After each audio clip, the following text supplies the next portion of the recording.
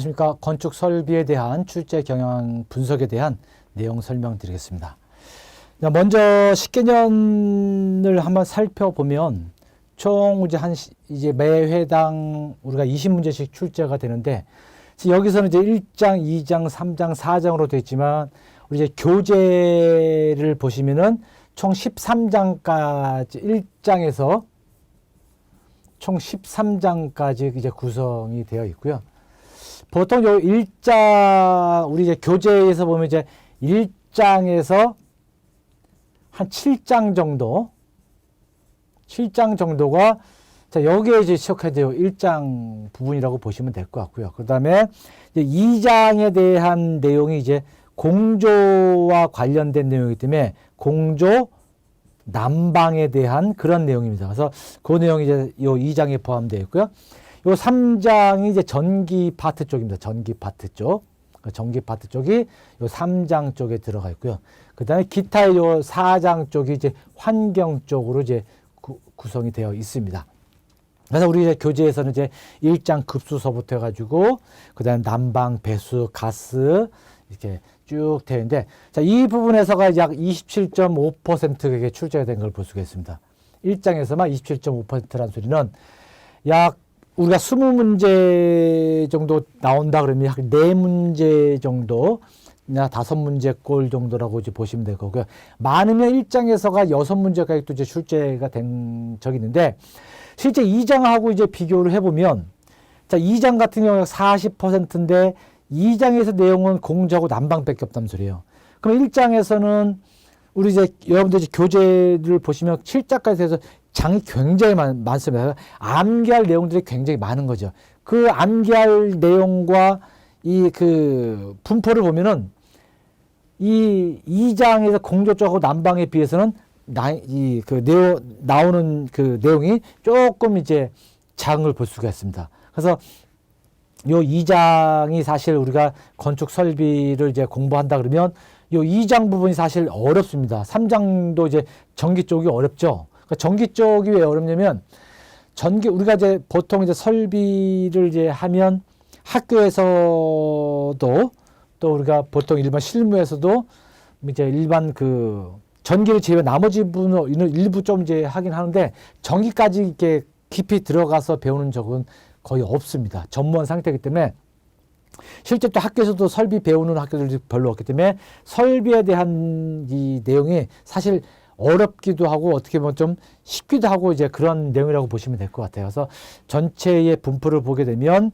자, 1장이 27.5, 2장이 40% 정도, 3장이 27.5, 4장이 5%. 그러니까 4장은 환경 쪽인데 5%보다는 5%가 사실 안 됩니다. 그러니까 최근에 들어와서 이 환경 쪽이 많이 나오면은 뭐 매 회당 한 문제니까 1년에 3번 시험 본다고 하면은 많이 나오면은 2문제 또는 3문제 정도. 그러니까 한 문제꼴, 그것도 최근에 출제 경향이고요.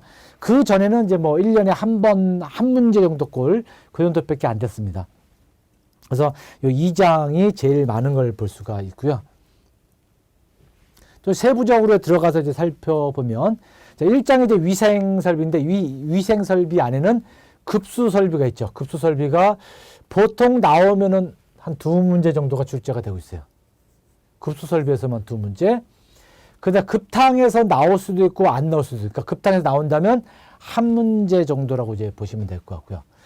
자, 배수 통기 설비에서 나온다면 보통 통기 쪽이 좀 많이 나오는 걸 볼 수가 있어서 1문제. 오물정화조는 잘 안 나오고 있어요. 그 소화 설비에서는 나오면은 1문제 정도. 자, 가스하고 이제 배관재료인데, 배관재료도 잘 안 나오고, 나오게 되면 요 가스 쪽에서 뭐 1문제 정도라고 이제 보시면 될 것 같고요. 그러면은 이제 2문제, 3문제, 4문제, 5문제, 6문제. 총, 이쪽에서 6문제 꼴 정도 이제 보면 되고요. 많이 나올 때는 이제 8문제까지 또 나왔었는데, 이때는 뭐 이제 배관 재료서부터 해서 오물 정화조까지 이렇게 출제가 되는 거죠.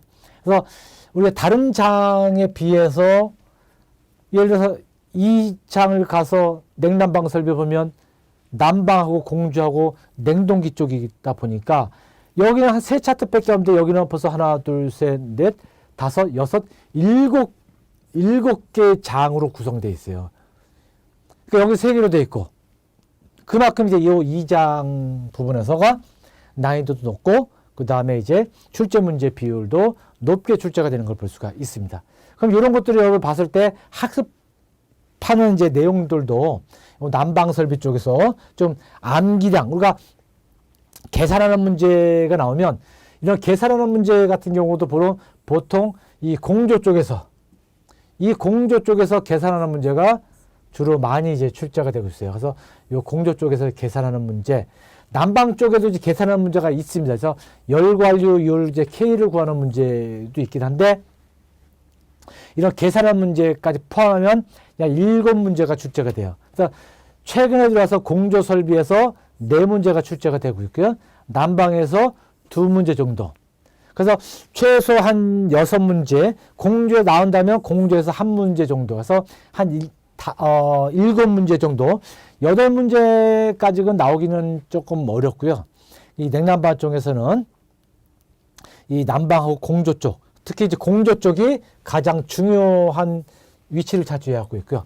자, 1차트, 여기 1장 부분에서도 급수 설비 쪽이 조금 이제 제일 많은 비중을 차지하고 있고, 그 다음에 배수 통계에서 이 통기 부분이 좀 중요한 요소, 그 다음에 이 소화 설비도 마찬가지죠. 하나, 둘, 셋, 그래서 공조 쪽, 난방도 중요하죠. 물론 난방도 중요합니다. 그래서 이런 쪽이 매번 빠지지 않고 이제 출제가 되고 있습니다. 자, 그 다음에 이제 3차트 전기 설비 쪽 가면 5문제에서 8문제인데, 보통 우리가 그 전기 설비에서 나온다 그러면 매 회당, 그냥 여기는 매회라고 보시면 돼요. 매 회당 5문제. 5문제인데 강전, 조명, 약전, 승강 설비까지 포함되어 있죠. 자, 승강기까지 포함이 되어 있으면 승강기가 2문제가 출제가 됩니다. 2문제. 그러면 이제 요 전기 설비에서 강전, 조명, 약전까지 해서 5문제. 승강까지 포함해서 2문제 해서 총 이쪽 3장에서 출제되는 문제가 총 7문제가 출제됩니다. 7문제. 여기서 7문제가 출제가 돼요. 그러니까 굉장히 난이도는 물론 이제 이 공조 설비가 제일 어렵고요. 공조 설비는 여러분들이 공조 설비에 대한 것은 이해를 하고 계셔야 돼요. 그러니까 특히 계산하는 문제. 그리고 이제 그 공조 설비 그 첫 차트에 보면 이제 이 공조 그 표에 대한 게 있습니다. 그 수공기 선도에 대한 그 그래프. 그 그래프를 통해서 나오는 문제가 나왔을 때는 가장 이 문제에서는 최상급이라고 보시면 돼요. 그러니까 물론 교재에 없는 게 최상급이겠지만은 교재에 있는 내용들 중에서는 그 수공기 선도 이제 보는 거가 가장 그 난이도가 높고요. 계산하는 문제가 나온다 그러면 바로 이 공조 쪽에서 주로 많이 출제가 되고 있습니다. 그러니까 조명 쪽에 가서 이제 강전, 마찬가지로 이 조명 설비 쪽이 제일 중요하기 때문에 5문제 중에서는 공조 설비가 2문제 정도 이제 출제가 되고요. 강전에서 우리가 그 전기 설비 기초 이론서부터 가지고 배전까지 이렇게 해서 한 2문제, 약전 설비 쪽에서 1문제 정도라고 보시면 돼요. 그래서 이 전기 파트 중에서도 마찬가지로 요 공조 설비 있죠? 그 조명 설비 파트 쪽이 제일 중요합니다. 그래서 조명 설비는 암기해야 할 내용도 많고, 그 다음에 계산하는 문제도 여기 하나 들어가 있습니다. 계산하는 문제. 조명 설비에서 이 조명 등의 개수를 구하는 문제가 이 안에 들어가기 때문에 그 문제가 나오게 되면 또 상급으로 올라가기 때문에 이 조명 설비 내에서 계산하는 문제도 잘 여러분들 기억을 해 주시면 되겠고요. 그 다음에 이제 승강기가 이제 우리 시험에 이제 2문제가 출제가 되면 이 2문제는 엘리베이터, 그 다음에 에스컬레이터 2가지로 나누는데, 여기서는 이제 문제가 각각 1문제씩 이렇게 출제가 되고 있어요. 그래서 엘리베이터 1문제, 에스컬레이터 1문제라고 이제 보시면 될 것 같고요. 그래서 보통 이제 난이도를 보면 이제 만약 2문제가 나오는데 엘리베이터가 안 나오고 에스컬레이터로 이제 2문제 나올 경우도 가끔 있습니다. 그러니까 엘리베이터가 두 문제 나오기보다는 에스컬레이터 쪽이 조금 더 중요하기 때문에 에스컬레이터 쪽이 두 문제가 나오는 경우가 있어요. 그래서 보통 이렇게 두 문제가 출제가 되고 있고요. 자, 그다음 이제 건축 환경 쪽으로 넘어가는데 건축 환경 쪽에서는 열 환경, 시 환경, 환경이 이렇게 되어 있는데 건축 환경 쪽에서는 최근에 들어와서 최근에 한 3년 정도 3년 전부터는 3년도 아니네요. 한 2년 전으로 봐야 되겠네요. 한 2년 전만 해도 건축 환경 2년 이전에는 뭐 연애 우리가 3회 시험을 보죠. 3회 시험을 보게 되면 한 번 정도 이렇게 시험에 나올까? 나오지는 않았습니다. 근데 최근에 한 2년 전부터는 그 매 회당제 열환경이든 시환경이든 음환경이든 이쪽 파트에서 이제 한 문제 정도씩 출제가 되고 있어요. 그래서 여기서는 이제 좀 더 중요한 게 뭐냐면 시환경보다는 음환경, 그래서 소리 관련된 거 있죠. 그래서 이 건축 환경 쪽에서도 이제 계산하는 문제가 있는데 그 계산하는 문제도 어디냐면 이 음환경 쪽에서 음환경 쪽에 이 차음에 관련된 계산하는 문제가 똑같은 문제가 계속 반복해서 이렇게 출제가 된 거 말고는 없습니다. 그래서 요 음환경, 그 다음에 또 이제 나오면 열환경. 열환경에서는 단열재 있죠. 단열재 같은 경우. 그 다음에 이제 그 방습에 관련된 거, 이런 내용들이 열환경에 들어가 있기 때문에 주로 열환경하고 음환경을 이제 주로 해서 여러분들 이제 보시면 될 것 같고요. 그리고 우리가 시험이 이제 기사하고 이제 산업기사로 나눠져 있는데, 자, 기사하고 이제 산업기사로 나눠져 있으면, 산업기사는 요 사찹도 있죠. 요 건축 환경. 환경 쪽은 시험 범위에 안 들어갑니다. 시험 범위에서 빠진다. 빠지고요. 그 다음에 승강 운송 설비, 요것도 운송 설비. 그래서 환경과 운송 설비는 그 산업기사에서 범위에서 빠집니다. 그래서 기사 보시는 분들은 요 4장 환경까지 다 보셔야 되고요. 산업기사 보시는 분들은 딱 여기까지만 이렇게 보시면 돼요. 그래서 요 승강기하고 요 열환경은, 요 건축 환경은 공부 안 하셔도 됩니다. 그래서 기출문제에 보면 가끔 승강 설비가 우리 그 설비에 나온 적이 있어요. 그거는 실제 그 출제를 잘못한 거예요. 왜냐면 이 산업인력관리공단에서 우리 그 범위를 측정할 때 산업기사에서는 요 승강기에 빠진 상태에서 범위가 있거든요. 그렇기 때문에 여러분들도 그거에 맞춰서 이제 공부를 하시고, 그리고 이제 승강기 쪽에 기출문제 정도만 풀어보시면 되고, 있다고 해서 뭐 잘 안 나오잖아요. 그리고 안 나오기 때문에 굳이 할 필요가 없다는 소리예요. 그래서 나온 범위까지만 이렇게 하시면 될 것 같습니다. 자, 그리고 학습 전략인데, 자, 학습 전략을 보면 건축 설비에서 학습 방법이라고 이제 해놨는데요.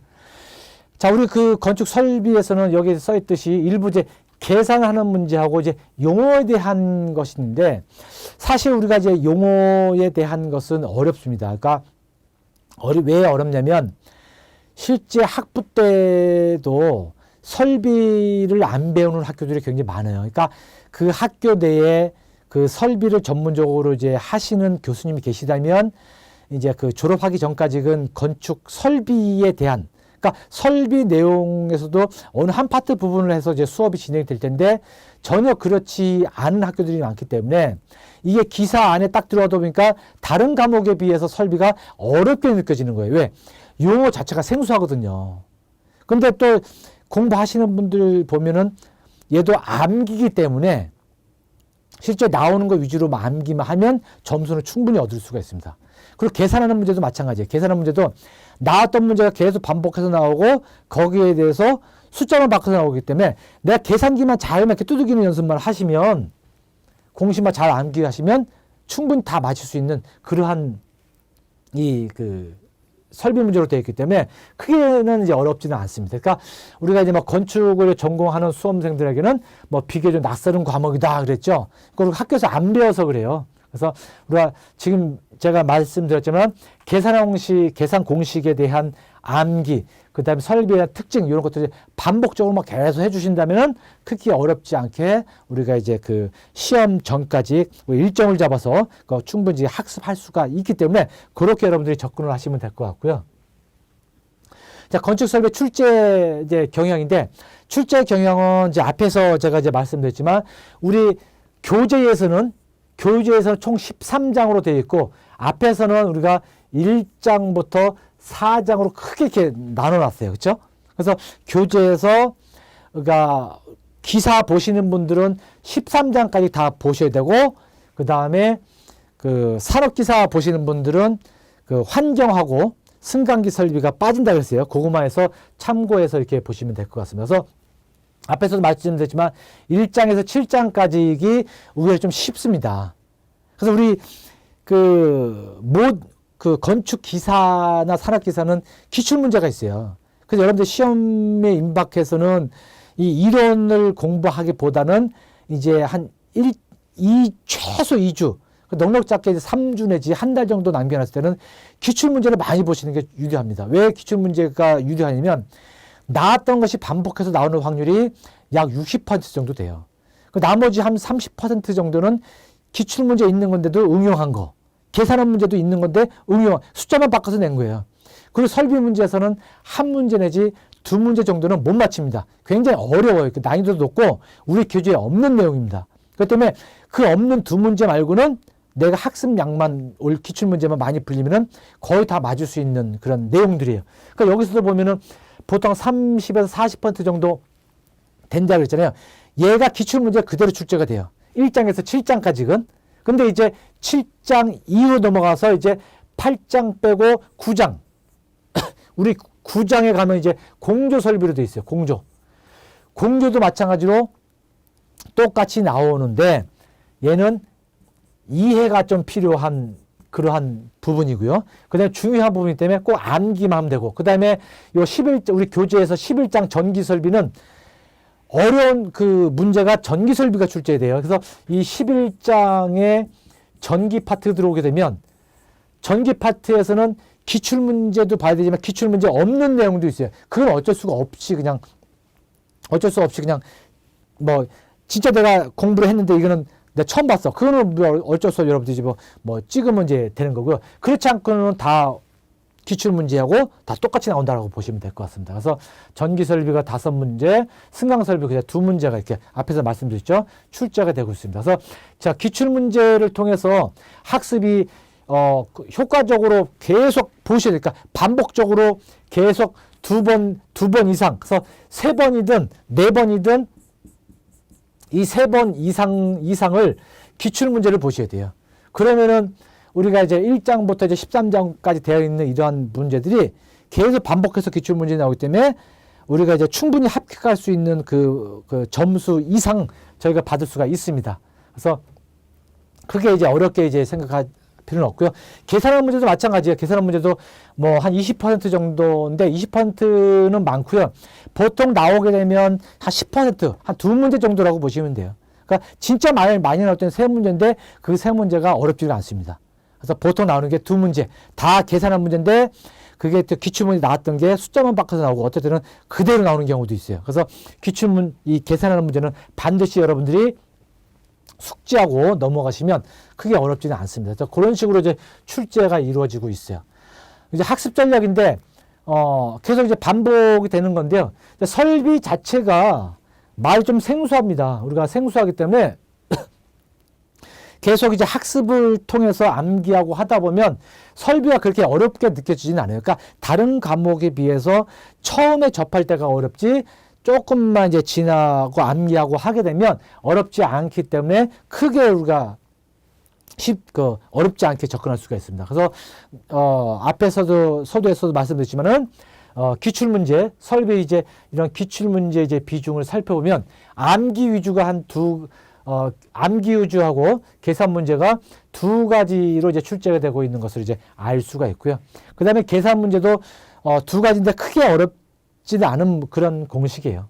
그래서 암기 위주로 여러분들이 많이 계산한 문제도 마찬가지예요. 암기 위주로 여러분들이 해주시면 되고요. 그 다음에 이 기출문제는 꼭 기출문제에 있는 그 계산한 문제 있죠. 그건 반드시 풀어보시고 기출문제에 있는 공식에 관련해서 이 계산하는 방법 꼭 숙지를 꼭 해두시기 바랍니다.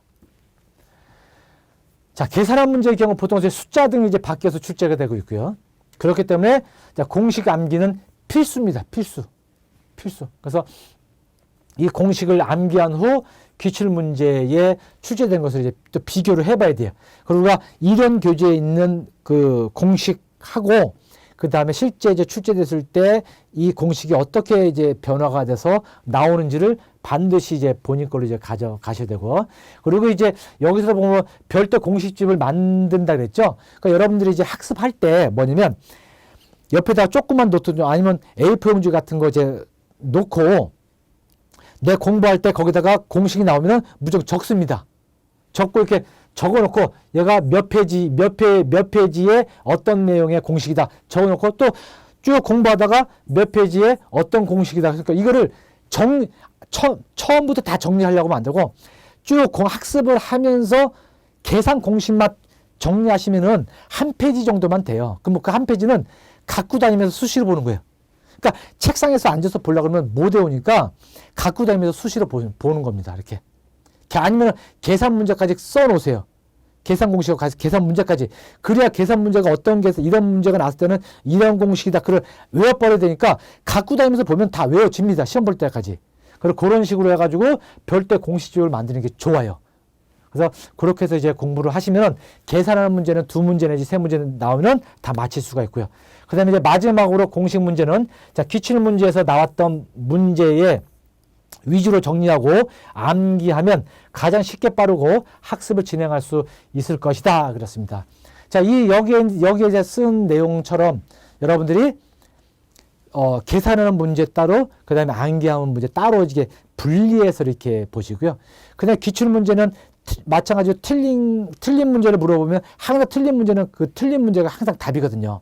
그러니까 틀린 문제를 말을 살짝 어떻게 이제 돌려서 출제되는지 그런 거 위주로 잘 보시면은, 그래서 기출 문제도 나왔던 문제가 계속 반복해서 나오고 그 다음에 몇 년에 한 번씩 나왔던 문제들이 있기 때문에 최소 2번 이상 3번 이상 봐야지만이 몇 년에 한 번 나왔던 문제까지 여러분들이 그 학습을 통해서 맞힐 수가 있기 때문에 그런 식으로 여러분들이 학습을 하면 충분히 이제 합격을 위한 점수를 받을 것이라고 이제 보고 있습니다. 자, 여기까지 해서 설비에 대한 출제 경향, 학습 전략에 대한 내용을 설명드렸습니다. 감사합니다.